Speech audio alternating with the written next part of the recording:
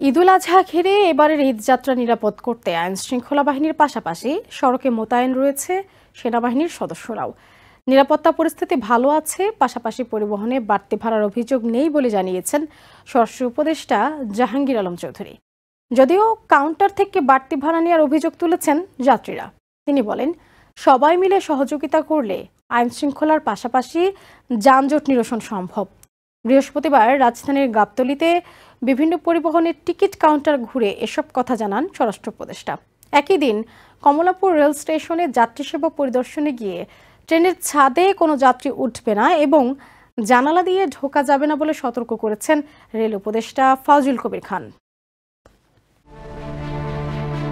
দুয়ারে কড়া নাড়ছে মুসলমানদের অন্যতম বড় ধর্মীয় উৎসব পবিত্র ঈদুল আজহা। পরিবারের সাথে ঈদ উদযাপন করতে রাজধানী ছাড়ছেন অসংখ্য মানুষ। যাত্রীদের ঈদযাত্রাকে নিরাপদ ও আরামদায়ক করতে তৎপর সংশ্লিষ্ট বিভিন্ন মন্ত্রণালয়ের উপদেষ্টা থেকে শুরু করে আইন শৃঙ্খলা বাহিনীর সদস্যরা।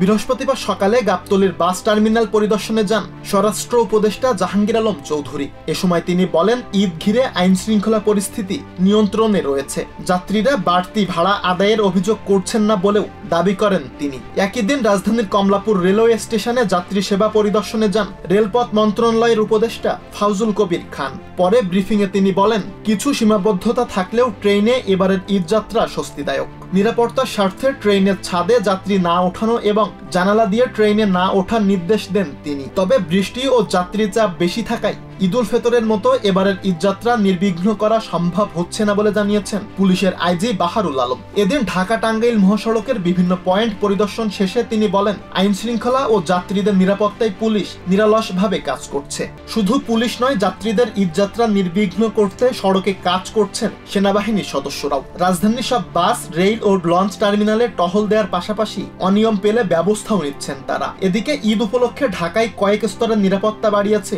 ডিএমপি। সুলাইমান কবির, TVN24 news desk. New York থেকে সম্প্রচারিত TVN24 টেলিভিশন বিশ্বজুড়ে বাঙালির কণ্ঠস্বর।